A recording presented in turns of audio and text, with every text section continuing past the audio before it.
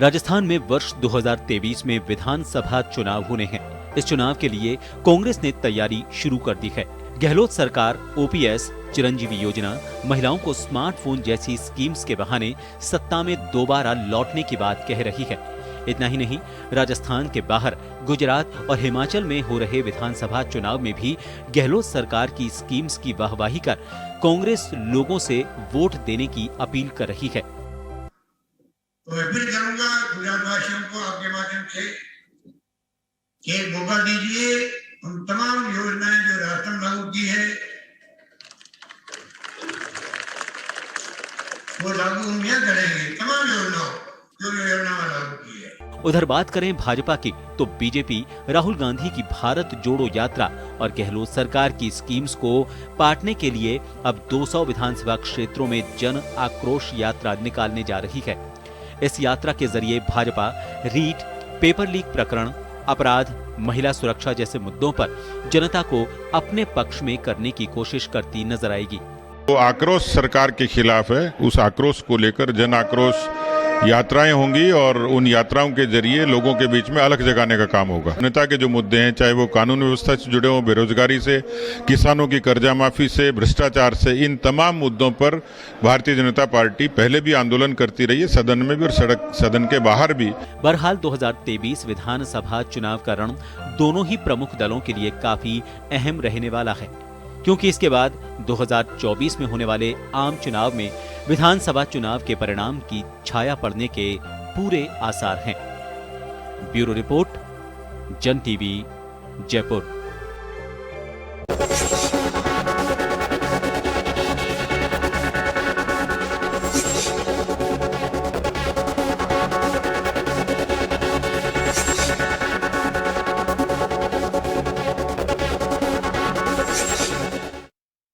नमस्कार, खास खबर में आप सभी का स्वागत है। मैं हूं प्रभात। खास खबर में अब हम बात कर रहे हैं मिशन 2023 की। मिशन 2023 जिसके लिए राजस्थान पूरी तरह से तैयार है।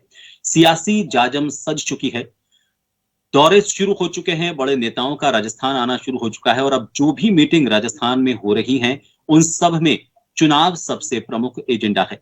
यही नहीं, अगर कांग्रेस की बात करें तो कांग्रेस राजस्थान से बाहर जो प्रचार के लिए जा रही है, चाहे हिमाचल की बात करें या गुजरात की बात करें, तो राजस्थान को प्रमुखता से सामने रख रही है। राजस्थान में जो योजनाएं उन्होंने लॉन्च की हैं, उनको अपने ड्रीम प्रोजेक्ट और अपने सक्सेसफुल सरकार के काम की तरह सामने रख रही है और चाहती है इसी बलबूते पर वो दूसरे राज्यों में भी सरकार बनाए। बीजेपी बिल्कुल इससे इत्तेफाक नहीं रखती। बीजेपी का यह कहना है कि जो भी शासन रहा है कांग्रेस का, वो सही नहीं रहा और शायद यही कारण है कि वो जनाक्रोश रैली निकालना चाह रही है राजस्थान में। इन सब यात्राओं, चुनावी दौरों, चुनावी मीटिंग के बीच में मिशन 2023 को किस तरह से साधने की राजनीतिक दल कोशिश कर रहे हैं, इसको आज समझने की कोशिश करेंगे। हमारे साथ जो पैनल पहले बैठा हुआ है, उनसे आपका परिचय करवा देते हैं। हमारे साथ कांग्रेस नेता के तौर पर राजेंद्र आर्य जी इस वक्त इस चर्चा में जुड़े हुए हैं। भाजपा नेता के तौर पर सुरेश गर्ग साहब हमारे साथ हैं। वरिष्ठ पत्रकार श्याम सुंदर शर्मा जी हमारे साथ इस चर्चा में है। सुरेश जी, सबसे पहले आपके पास, क्योंकि जनाक्रोश रैली की घोषणा की है बीजेपी ने, झुंझुनू में अभी आपका मंथन भी चल रहा था। बीजेपी के जो बड़े नेता हैं वो लगातार यहाँ के दौरे तेज किए हुए हैं। कांग्रेस के अपने आरोप उनके बीच में है, लेकिन मिशन 2023 में जनाक्रोश रैली की सबसे पहले बात की गई बनस्पत इसके कि क्या 2023 के चुनाव में आप जीत के लिए अपनी बातों को सामने रखनी। आपने अपना एजेंडा सामने नहीं रखा, उसके बदले आपने सिर्फ विरोधी दल या फिर सत्ता पक्ष की जो कमियां हैं, उनको नाकामियों के तौर पर सामने रखने के लिए जनाक्रोश रैली की घोषणा की है। कारण क्या है? देखिए प्रभात जी, हमने जन आक्रोश रैली हर जिले के अंदर 13 दिसंबर से 20 दिसंबर के बीच में हर जिले के अंदर रखी है जन आक्रोश रैली। और जन आक्रोश रैली का हमारा मकसद ये है कि जो कांग्रेस ने जो 4 साल का जो कुशासन राजस्थान के अंदर दिया है, जो अत्याचार बलात्कार की घटनाएं हो रही है, जो कुशासन राजस्थान के अंदर हो रहा है, उसको जनता तक पहुंचाना है। क्योंकि जो इन्होंने वादा खिलाफी की है, जो इन्होंने झूठ बोल के जो शासन में इन्होंने किया, जो कि इनके नेता आके बोल के गए थे, किसानों की कर्ज माफी हो या किसानों में दिन में बिजली देने वाली बात हो या बेरोजगारों को बेरोजगारी भत्ता देने वाली बात हो, जो भी इन्होंने घोषणाएं की है वो केवल कागजी घोषणाएं है, उसका धरातल पे कहीं भी दूर दूर तक नामो निशान नहीं है। तो हमको जनता तक ये पहुंचाना कि भाई ये किस तरह से ये तुष्टीकरण की राजनीति करती है कांग्रेस।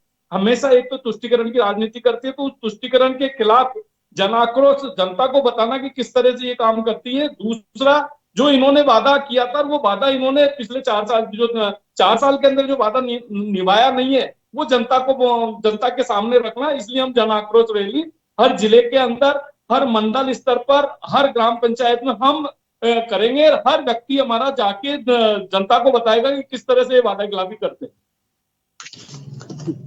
नहीं, मेरा सवाल ये था कि नकारात्मकता की शुरुआत क्यों है? क्योंकि देखिए, कभी भी हम जब चुनावी एजेंडे की बात करते हैं, चुनाव का माहौल होता है, तो हम पहले अपनी बात रखते हैं। ये एक दूसरा पहलू हो सकता है कि नाकामियां हम गिनाएं, लेकिन अपनी बात सामने कोई नहीं रखी गई है बीजेपी की तरफ से अभी। प्रभात जी नकारात्मक नहीं है। हमारा ये कहना है कि ये हमको जनता को ये तो बताना पड़ेगा ना कि सब आपने हमारे से 4 साल पहले जो हमारी 2018 तक सरकार थी, सरकार हमारी चेंज हुई और फिर इसके बाद में इन्होंने जो वादे किए थे वो वादे जनता के ऊपर खरे नहीं उतरे, तो वो जनता को बताना तो जरूरी है ना। उससे पहले ये भी तो बताना जरूरी है कि आप क्या करने वाले हैं। नहीं, हम तो करेंगे जो हमारा जो एजेंडा फिक्स होगा, जो हमारा संकल्प पत्र होगा, उस संकल्प पत्र के अनुसार हम 5 साल के अंदर काम करेंगे। 2023 के अंदर बाकायदा 2/3 बहुमत से हम जीत के आएंगे और जनता के बीच में जाएंगे। तो भाई देखो, केंद्र सरकार की योजना है, डबल इंजन की सरकार है, वो किस तरह से काम करती है और केंद्र सरकार किस तरह का काम कर रही है, वो जनता के पास जाएंगे और हम वोट लेके और जीत के आएंगे। राजेंद्र जी जीत का दावा कर रहे हैं, 2/3 बहुमत से इस बार जीत का दावा किया जा रहा है बीजेपी की तरफ से। कांग्रेस राजस्थान को एक मॉडल राज्य के तौर पर देख रही है, क्योंकि अशोक गहलोत की बात करें या फिर सचिन पायलट की बात करें, हिमाचल प्रदेश के जो दौरे रहे हैं, गुजरात के दौरे रहे हैं, उन्होंने जो अपने एजेंडे सामने रखे हैं उसमें चाहे हम बात करें ओल्ड पेंशन स्कीम की, ओपीएस की बात करें, या फिर चिरंजीवी की बात करें, एक नई स्कीम जो आने वाली है महिलाओं के लिए, मोबाइल स्कीम आने वाली है, इन सभी योजनाओं को प्रोजेक्शन के तौर पर रखा जा रहा है। क्या उन राज्यों के लिए अलग से कुछ प्रोजेक्शन प्लान नहीं है अभी कांग्रेस के पास, जो राजस्थान को ही सामने रखकर अभी बाकी दूसरे राज्यों में जीत का सपना देख रहे हैं? देखिए प्रभात जी, बहुत ही निश्चित बात है कि आपने जैसा कि कहा, इनके पास में खुद के लिए बताने को कुछ भी नहीं है। बात महंगाई की हो तो केंद्र सरकार जिम्मेदार, बात पेट्रोल डीजल और रसोई गैस की बात हो तो केंद्र सरकार जिम्मेदार, देश के अंदर डॉलर की बढ़ती कीमत की बात हो तो केंद्र सरकार जिम्मेदार, और देश के अंदर जो बेरोजगारी फैली है उसके लिए जिम्मेदार तो केंद्र सरकार जिम्मेदार। हाँ, ये जब निकलेंगे ना तो 25 सांसद 2014 में भी जीते थे इनके और 2019 में भी 25 सांसद जीते। इनसे जवाब तो पूछेगी जनता कि भाई आपने क्या किया, क्या हुआ। आपके 2 करोड़ रोजगार प्रतिवर्ष देने का प्रधानमंत्री ने वादा किया था, आपने 35 रुपए डीजल पेट्रोल देने का बात की थी, आपने रसोई गैस के ऊपर 5 रुपए बढ़ते थे, आप सड़कों पर आ जाते थे, अब 1100 रुपए का रसोई गैस का सिलेंडर आता है।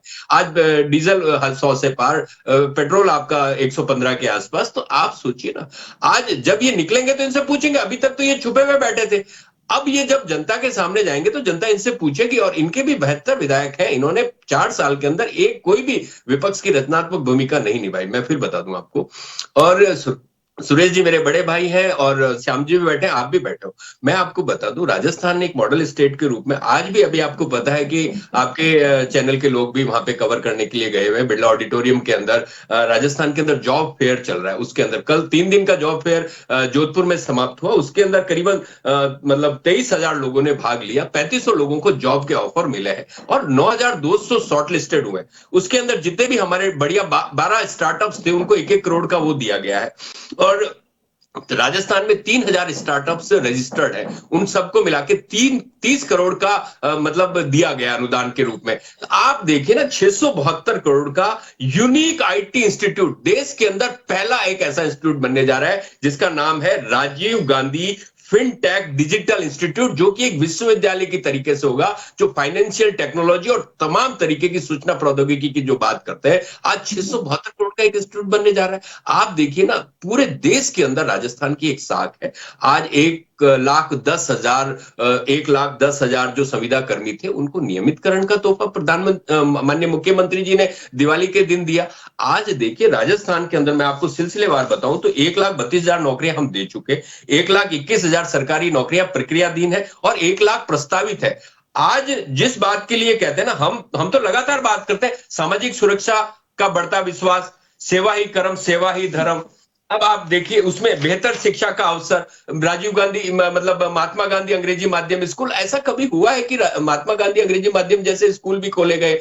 आज सरकारी क्षेत्र के अंदर एक अंग्रेजी माध्यम स्कूल, ये पिछली सरकार भाजपा की थी, 20,000 सरकारी विद्यालय बंद किए गए। हमने विद्यालय खोले, हमने उन विद्यालयों को अंग्रेजी माध्यम, आज अंग्रेजी माध्यम विद्यालयों के अंदर लॉटरी निकाली जाती है, आईएएसओ के बच्चे वहां पढ़ने जाते हैं। आप सोचिए इतना बड़ा फैसला, और मतलब युवाओं को संबल देने के लिए, युवाओं को आज मतलब डिजीफेस्ट, राजस्थान डिजीफेस्ट हुआ, उसके अंदर युवाओं को मतलब हम निजी क्षेत्र के अंदर भी तमाम तरीके का, आपको पता है अभी जो हमारा यहाँ पे इन्वेस्टमेंट समिट हुआ था उसके अंदर कितने सारे प्रस्ताव आए, सरकार और ये लोग आलोचना कर रहे हैं, लेकिन इनको पूछना चाहिए कि क्या 1,10,000 जो संविदा कर्मी उनको नियमित किया गया, क्या ये इसके खिलाफ है? क्या ये चिरंजीवी स्वास्थ्य बीमा योजना है जिसके नेता क्यों बोल रहे कि हमारे फॉर्च्यूनर में जीत के आएंगे, बस इतने एमएलए जीतेंगे जो फॉर्च्यूनर के अंदर आएंगे, तो क्यों बोल रहे हैं इनके मिनिस्टर? आपने अगर उनके बाद में से जो बयान सुना होगा, सुन लेते तो आपके जो मंत्री ये क्यों बोल रहे हैं उसका भी जवाब दे दीजिए कि भाई हमारे तो इतने ही जीत के आएंगे जो फॉर्च्यूनर में आ सकते हैं। आपने गुड़ा जी का बयान अगर दोबारा सुन लिया होता तो मेरे ख्याल से आप कम से कम ये, तो फिर आपने जवाब में अगर स्टेटमेंट चेंज करा दिया तो बात अलग है ना। सुरेश जी से भी मैं मसला कि आपने अपने आंकड़े सामने रखे, सुरेश जी का जवाब देना चाहेंगे, लेकिन इतना बढ़िया मैं बता रहा हूं आपको कि मतलब आप देखिए ओल्ड पेंशन स्कीम के अंदर 5 लाख कर्मचारी प्रभावित हो रहे हैं। आज उसके अंदर सोचिए 25 लाख लोगों के परिवार पे सीधा ओल्ड पेंशन स्कीम, इनसे पूछिए क्या आप ओल्ड पेंशन स्कीम के खिलाफ? 2004 से आपकी सरकार थी, 2004 से मनमोहन जी की सरकार थी, 2014 तक क्यों नहीं है ओपीएस को बहाल किया था? अभी के चुनाव के टाइम पे जनता को बेवकूफ बनाने के लिए ओपीएस बहाल करने की बात कर रहे हो क्या? जनता को बेवकूफ बनाने के लिए कर रहे हो क्या ये चीज? आप कर दो ना, आप भाजपा शासित राज्यों में लागू कर दो ओल्ड पेंशन क्या है तो स्कीम। आप जीपीएफ अकाउंट खुल गए क्या आपके? है ना, आपको पूरा, आज गुजरात के अंदर मेरे को एक बात बताइए, गुजरात के अंदर 32 परीक्षाओं के पेपर पर्चे लीक हुए, एक भी आदमी पकड़ा गया क्या वहां पे? गुजरात के अंदर पुल टूटा जिसके अंदर प्रधानमंत्री के जानकार लोगों के ऊपर टेंडर दिया गया बिना टेंडर की प्रक्रिया अपनाए हुए, आज उसके अंदर वो भ्रष्टाचार, वो टेंडर की कंपनी का मालिक भाग गया। आपके पास में कुछ भी नहीं है, भ्रष्टाचार। वो नोटबंदी के अंदर आपने जितने बड़े घोटाले किए इस देश के अंदर, गरीब आदमी को लूटा है आपने नोटबंदी के अंदर। नोटबंदी की बात नहीं करते क्या? नोटबंदी की बात तो करो ना। सुप्रीम कोर्ट कहता है नोटबंदी पर सरकार जवाब दे, सरकार सुप्रीम कोर्ट में जवाब देने के लिए समय क्यों मांगती है? जब सरकार ने भ्रष्टाचार खत्म किया है तो दर्द हो रहा है। आपके काला धन अगर मार्केट में आ गया तो आपको दर्द हो रहा है। काला धन आपका अगर आ गया तो आपको दर्द हो रहा है, क्योंकि आपका काला धन अगर मार्केट में आ गया तो 80,000 से 80 मतलब 16 वाले तो आप हैं। राजेंद्र जी, मैं लौटूं आपके पास से। श्याम जी देखिए, चुनावी इस बार की अगर हम 2023 के इलेक्शन की बात करें, खासतौर पर राजस्थान की बात करें, दूसरे राज्यों को हम थोड़ा अलग भी रखें, लेकिन इस बार जिस तरह के मुद्दे हो रहे हैं, जिस तरह की बातें हो रही हैं, अब हम चाहे उनका दौरा रहा आदिवासी इलाके में प्रधानमंत्री नरेंद्र मोदी का, उन्होंने एक बार इतना सा कह दिया कि ये हमारे सीनियर हैं और ये वरिष्ठ नेता हैं, गहलोत के लिए मंच पर उन्होंने कह दिया। उसको लेकर कांग्रेस में ही बयानबाजी शुरू हो गई कि पहले भी उन्होंने एक की तारीफ की थी और उसका क्या हुआ, वो पार्टी छोड़कर चले गए थे। कांग्रेस में एक तरफ तो ये हालात हैं, दूसरी तरफ कांग्रेस दूसरे राज्यों में राजस्थान की ही योजनाओं का बखान कर रही है। अब चलिए बीजेपी पे आते हैं। बीजेपी केंद्र की सरकार की जो योजनाएं हैं उनको यहां पर लेकर बात कर रही है। गहलोत सरकार से पहले बीजेपी की जो सरकारें रही हैं, वसुंधरा सरकार, उस वक्त की योजनाओं का मुझे नहीं लगता अब तक कोई जिक्र किया गया होगा। तो जिस तरह की बातें इस बार मिशन 2023 में हो रही हैं, जिस तरह के इश्यूज पर मिशन 2023 को साधने की बीजेपी कांग्रेस कोशिश कर रही है, क्या लगता है आपको? देखिए प्रभात जी, अभी मंथन कर रहे हैं 2 दिन तक झुंझुनू में, जहां पर चुनाव होना, उपचुनाव। अगर मंथन करने की जरूरत जयपुर में नहीं पड़ रही, क्योंकि वहां पर स्थिति ठीक करनी है, पहले उपचुनाव में कैसे क्या रणनीति तैयार की जाए, तो गए हैं वहां पर, लोग गए भी हैं इनके। और पहली बार मुझे लगा विजय वर्गीय जी को बुलाया है, इससे पंजाब वो देखो पश्चिमी बंगाल संभालते थे वो। अब वो कैसे आए, क्यों आए, मुझे नहीं पता, लेकिन पहली बार ऐसा लगा विजय वर्गीय जी कुछ ज्ञान देने के लिए आए हैं। अब वसुंधरा जी भी गई हैं, कार्य समिति की बैठक हुई है। अरुण सिंह जी और आपके संगठन इनके चंद्रशेखर हैं शर्मा, उन्होंने प्रेजेंटेशन दिया है कि हम किस तरह की आक्रोश रैली निकालें। उसका रोड मैप भी तैयार हो गया इनका, कि हम सबसे पहले देखिए ग्राम स्तर पर चौपाल करेंगे, 1 से 10 दिसंबर तक चौपाल पे जाएंगे। 11 दिसंबर को हम कॉन्फ्रेंस करेंगे, तो हम बताएंगे कि हमने क्या क्या किया गांव में। फिर 26 तारीख को हम नवंबर को फिर प्रेस कॉन्फ्रेंस करके यहाँ से 27 तारीख को जो 200 विधानसभा क्षेत्रों में आक्रोश रैली के रथ जाने हैं, 200 रथ बनाएंगे। 200 रथ का पैसा तो काफी लगता है। अब ये रथ कितने सक्सेस होंगे, क्या होंगे, पता नहीं। पहले तो कह रहे थे जयपुर में 2 लाख लोगों को इकट्ठा करके हम एक रैली आयोजित करने वाले थे। वो रैली क्यों नहीं करी, वो तो विमल जी जाने वहां पर किस प्रकार का डिस्कस हुआ। लेकिन ये बात भी सही है कि जयपुर की राजकुमारी है, उनका चेहरा आजकल चर्चित हो रहा है बीजेपी में। अब वो वसुंधरा जी की जगह ला रहे हैं, किसकी जगह ला रहे हैं मुझे नहीं पता, लेकिन चर्चा में तो है। इस बार पहली बार उन्होंने एज ए जनरल सेक्रेटरी उस बैठक की संचालन भी किया। अच्छी बात है, नए व्यक्ति आना भी चाहिए। जब तक कि वसुंधरा जी की मारी भी है, वो सताई हुई भी है।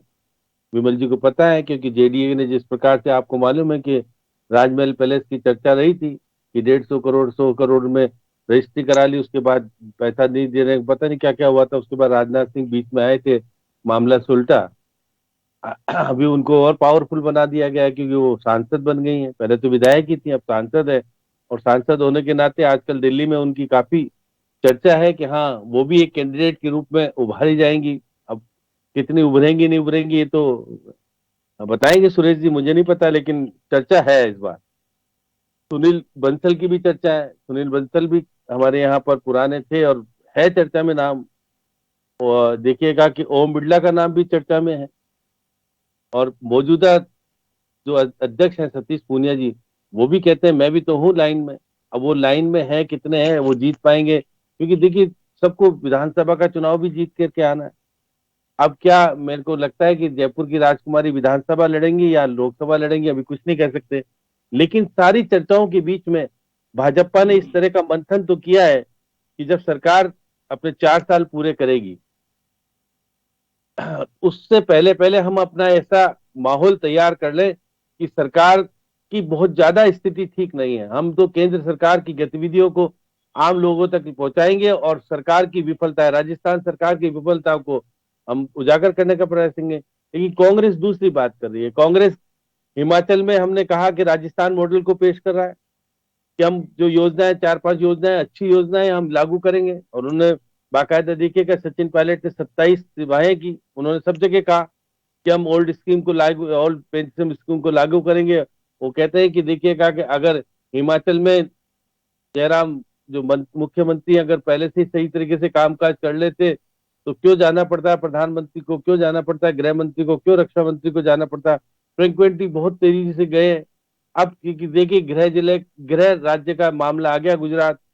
सबसे ज्यादा चिंता गुजरात की है प्रधानमंत्री जी को, और प्रधानमंत्री जी के बदौलत ही गुजरात जीत सकते हैं। मुख्यमंत्री जी के बदौलत तो जीत नहीं सकते। वो पटेल 3 बार मुख्यमंत्री बदल दिए, उनका तो अभी तक नाम ही नहीं पता पड़ पाता। कई बार किसी को पता पड़ता है, किसी को नहीं पड़ता। पूरी कैबिनेट बदल डाली। तो और जो घटना हो गई, मोरबी वाली घटना ने तो झकझोर के रख दिया इनको।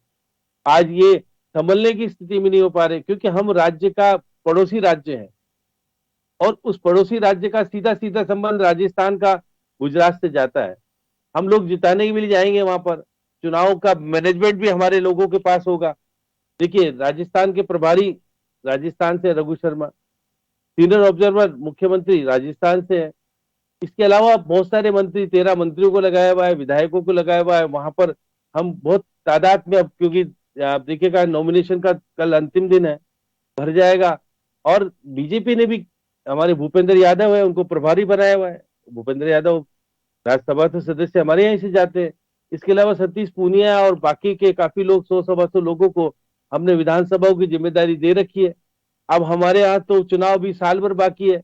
हम गुजरात को जिता करके आना चाहते हैं, जिससे कि हम कहें कि देखो, हमने गुजरात जीत लिया, हम राजस्थान जीतने के लिए तैयारी कर रहे हैं। तैयारी 2023 की मिशन की तैयारी भी है। कांग्रेस भी देखिए तैयारी इसलिए हो रही है कि राहुल गांधी 20 दिन यहाँ पर रहने वाले हैं और 3 दिसंबर को आ जाएंगे। 3 दिसंबर के बाद 2 दिन गुजरात में जाएंगे। वो गुजरात में जाने के बाद 6 तारीख से वापस से देखिए राहुल गांधी ने एक बहुत बड़ी बात कही है कि ये मैं कांग्रेस की रैली नहीं निकाल रहा हूँ। जो मेरे पर आरोप भाजपा बार बार लगाती है कि कांग्रेस की रैली नहीं है ये एक मैं कांग्रेस की विचारधारा को लोगों तक पहुंचाने के लिए भारत जोड़ो यात्रा निकाली है उन्होंने। और हम अपने नेताओं को लेकर के नहीं करना चाहते हैं। मैं तो खुद लोगों के बीच में जाकर के मालूम करना चाहता हूँ आखिर लोग को चाहिए क्या, किस प्रकार की स्थितियां हैं। तो लोग मेरे ऊपर आरोप लगा रहे हैं कि मैं कांग्रेस को जोड़ने की रैली निकाल रहा हूं। तो एक आरोप प्रत्यारोप का मामला चल रहा है, लेकिन ये बात सही है कि जिस प्रकार की रैली में लोग जुड़ रहे हैं और जो कुछ लोग सामने आ रहे हैं उससे भाजपा को चिंता है, जब भी तो आक्रोश रैली निकालने की बात हो रही है। और एक जगह नहीं 200 विधानसभा क्षेत्रों में सब जगह रथ आएंगे और सब जगह कह रहे हैं कोई ना कोई मंत्री जाएगा, कोई ना कोई केंद्रीय जाएगा, कोई कहाँ जाएगा, जिससे कि हर जगह चौपाल तक गांव तक पहुंच जाए और बीजेपी जोर शोर के साथ ये कह सके कि हम जीतने की स्थिति में आ रहे हैं, हम भाजपा अब छीनने की स्थिति में है कांग्रेस से। अब छीन पाएगी नहीं छीन पाएगी बात अलग है। मुद्दे उठाए उनको लेकर बीजेपी से बात करते हैं।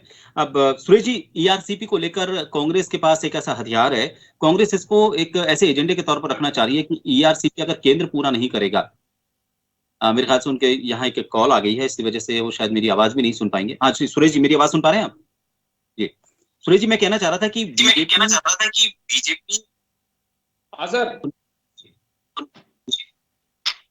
ये कहना था कि ईआरसीपी को लेकर ये कर रहा है, इस मुद्दे को बीजेपी को कांग्रेस पूरा साथ में लेकर चलेगी, यानी से इस विषय पर आना चाहती है मिशन 2000 से सपोर्ट मांगा था लेकिन वो सपोर्ट नहीं मिल पाया। 25 सांसद यहाँ से मिलकर कहा गया था कि सीआरसी या फिर केंद्र सरकार की जो योजना राजस्थान में लागू होनी चाहिए थी उनको लेकर इन 25 सांसदों ने किसी तरह का कोई काम नहीं किया। तो इनको जो जिताया जनता ने, जनता के साथ धोखा हुआ। अगर ये धोखा 25 सांसदों ने दिया, किस नाते आपको ये लगता है कि आने वाले वक्त में आप जीत कर उस धोखे का जो सवाल उठाया जा रहा है कांग्रेस का जवाब दे देंगे? ईआरसीपी जैसे और भी कई विषय हैं, 25 सांसद अगर जीतते हैं तो उसके बाद उम्मीद तो रखती है ना जनता। फिर जब आप इस उम्मीद पर पूरे नहीं उतर पा रहे तो फिर 2023 के मिशन को लेकर आप कैसे आगे बढ़ पाएंगे? और वो भी तब जबकि एक और नया नाम, 2-3 नए नाम इन्होंने गिना दिए श्याम जी ने मुख्यमंत्री पद के चेहरे के तौर पर। देखिए प्रभात जी, देखो मुख्यमंत्री चेहरे की जहां तक बात है, मुख्यमंत्री चेहरा तो देखो हमारा जो आलाकमान है वो डिसाइड करेगा, जो केंद्रीय नेतृत्व वो डिसाइड करेगा। अभी हम सब समूह में मिलकर शामिल होकर सब चुनाव लड़ेंगे और जो नेतृत्व का जो डिसीजन होगा उसके हिसाब से। तो दो प्रवक्ता जो कांग्रेस के बैठे हैं, दोनों प्रवक्ताओं को घबराने की जरूरत नहीं, क्योंकि श्याम जी भी कांग्रेस के प्रवक्ता के रूप में बात कर रहे थे। और सुरेश जी क्या बात कर रहे हो आप भी क्या बात कर रहे हो? राजस्थान की बात है, राजस्थान आप प्रवक्ता कैसे कर रहे हो मुझे? नहीं सुरेश जी, ये तो आपत्ति मुझे नहीं आई, ये आपत्ति आएगा। ये भाजपा की हताशा है सर, उन्होंने दोनों के बारे में। सुरेश जी, आप मेरे को प्रवक्ता कैसे बता रहे हो? मैंने आपकी बातें पूरी की पूरी वही बताई जो बैठक हुई है वहां पर, तो आप प्रवक्ता कैसे कह रहे हो?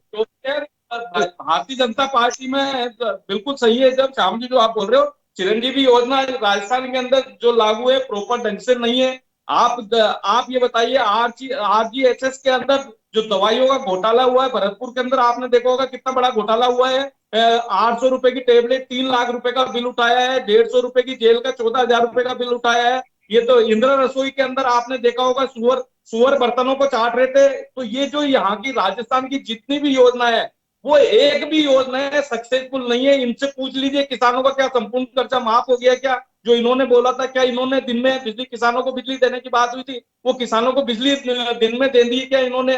बेरोजगारी भत्ते की जहां तक बात है, क्या बेरोजगारी भत्ता पूरे दे दिए? कि आप ये बताइए, आज 17 लाख बेरोजगार है, इन्होंने 2 लाख लोगों को बेरोजगारी भत्ता दिया। इन्होंने कहा कि 2 लाख लोगों को हर साल हम नौकरी देंगे, जबकि 4 साल में 1,32,000 लोगों को नौकरी दी है। तो इन सब चीजों से आपको पता है कि क्या चीज यहाँ पे राजस्थान में हो रही है। सवालों का राजेंद्र जी से जवाब लेता हूँ। राजेंद्र जी, समय कम है, आपका जवाब भी जानना चाहूंगा मैं इस बारे में।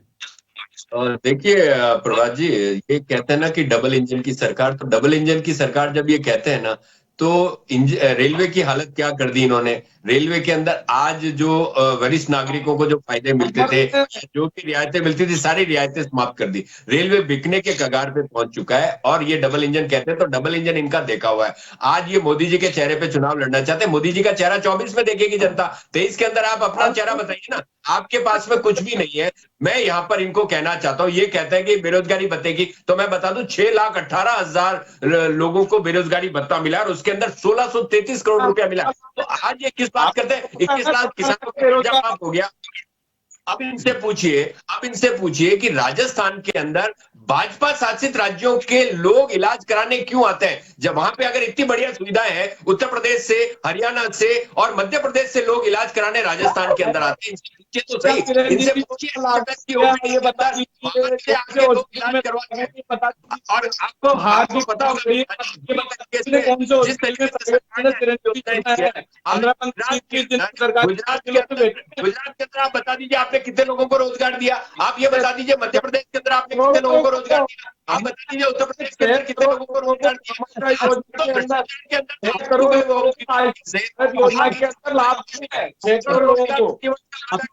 किसानों की आय दुगनी करने का वादा किया था, उसका जवाब दोगे कि नहीं दोगे? आपने रिफाइनरी को रोके रखा और ईस्टर्न राजस्थान कैनाल परियोजना के अंदर आपने रोके रखा।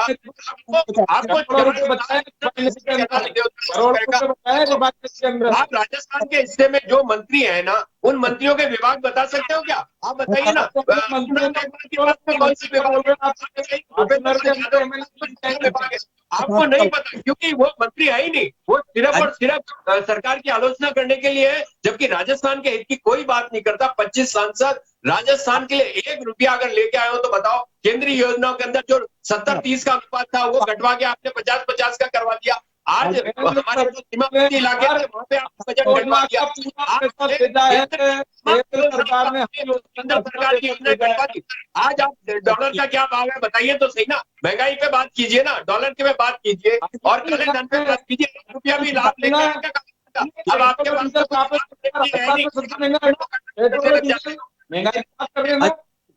चलिए समय पूरा हो चुका। माफी चाहूंगा आप सभी से, समय पूरा हो चुका है। देखिए, जिन मुद्दों को लेकर हम बात करना चाह रहे थे सारे मुद्दे तो इसमें शामिल हो चुके हैं। केंद्र की राजनीति को लेकर अगर हम बात करने बैठेंगे तो बहुत लंबा वक्त इसके लिए चाहिए, उसके लिए हम अलग से विषय लेकर बात करेंगे। लेकिन जहां तक राजस्थान की राजनीति की बात है, उस राजस्थान की राजनीति में मुझे लगता है कि अभी मुद्दों पर बात करना बहुत जरूरी है। और राजस्थान में खासतौर पर राजस्थान के मुद्दों को लेकर हम दूसरे स्टेट में कांग्रेस की अगर बात करें वो जारी है, राजस्थान में नए मुद्दे क्या हो सकते हैं उनको लेकर बात करनी चाहिए कांग्रेस को। और बीजेपी की अगर बात करें तो बीजेपी को अपने मुद्दों की बात करनी चाहिए। जनाक्रोश रैली निकाल सकती है वो अच्छी बात है, लेकिन आगे उनका एजेंडा क्या है, वो आगे राजस्थान को लेकर क्या विकास का फोकस रखते हैं। एजेंडा जब आएगा, जब उनका मैनिफेस्टो आएगा तब ठीक है, लेकिन कम से कम उनको शुरुआत तो करनी चाहिए ताकि जनाक्रोश रैली के जरिए लोगों तक बात पहुंचे। लेकिन अपनी तरफ से क्या वो उनका एक मोटिव है राजस्थान को लेकर, वो सामने आना चाहिए। मुद्दों से भटकी हुई राजनीति की भी यही उम्मीद करते हैं कि राजनीतिक दल जनता को लेकर बात करेंगे, जनता के मुद्दों को लेकर बात करेंगे, राजस्थान को आगे बढ़ाने को लेकर बात करेंगे। शुक्रिया आप सभी का हमसे जुड़ने के लिए। खास खबरों में इतना ही। नमस्कार।